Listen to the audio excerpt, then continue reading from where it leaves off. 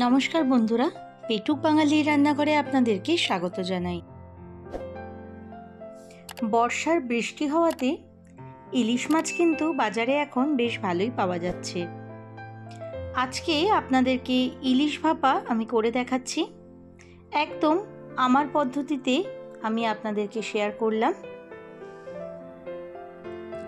প্রথম থেকে শেষ পর্যন্ত স্কিপ না করে ভিডিওটি দেখার অনুরোধ রইল। আমি এখানে 5 পিস মতো ইলিশ মাছ নিয়ে নিয়েছি। ইলিশ মাছটা আমি একটু নুন এবং হলুদ দিয়ে ভালো করে মাখিয়ে নেব।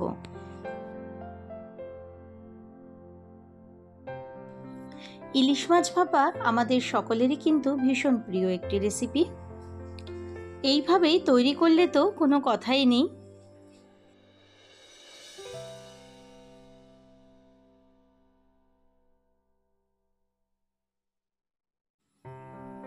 মাছে নুন হলুদ মাখিয়ে নেওয়ার পর একটা সিম্পল মশলার আমরা পেস্ট তৈরি করব। তার জন্য নিয়ে নিচ্ছি কালো সর্ষে 2 চামচ, নিয়ে নিচ্ছি পোস্ত 2 চামচ, আর নিচ্ছি কাঁচা লঙ্কা। আর হ্যাঁ, এখানে আমি নারকেল ব্যবহার করেছিলাম, যেটা ভিডিওতে আমি দেখাতে ভুলে গেছি। আপনারা কিন্তু নারকেলটা অবশ্যই ব্যবহার করবেন, এতে টেস্ট কিন্তু ভীষণই সুন্দর আসে।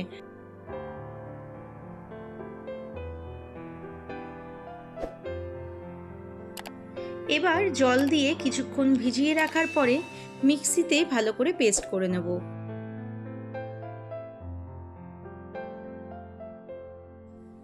এখানে আমি একটা টিফিন বক্স নিয়ে নিয়েছি। এর মধ্যে দিয়ে দিচ্ছি করে রাখা মশলার পেস্ট, দিয়ে দিচ্ছি ইলিশ মাছগুলো। মাছের সাথে মশলাটা খুব ভালো করে কোট করে নেব।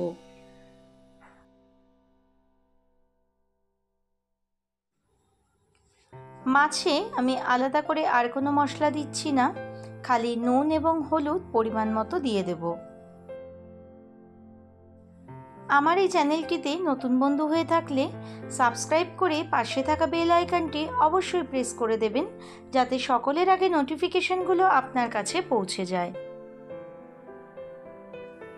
এবার ওপর থেকে কিছু চেরা কাঁচা লঙ্কা দিয়ে দেব পরিমাণ মতো সর্ষের তেল।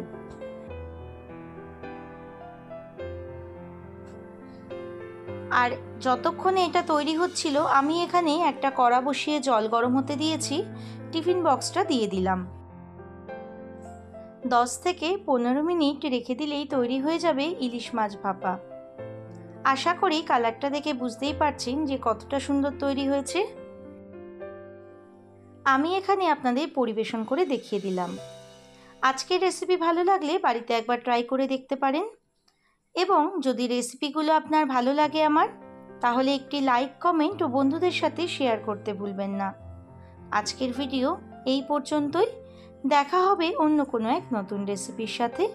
ভালো থাকবেন, সুস্থ থাকবেন।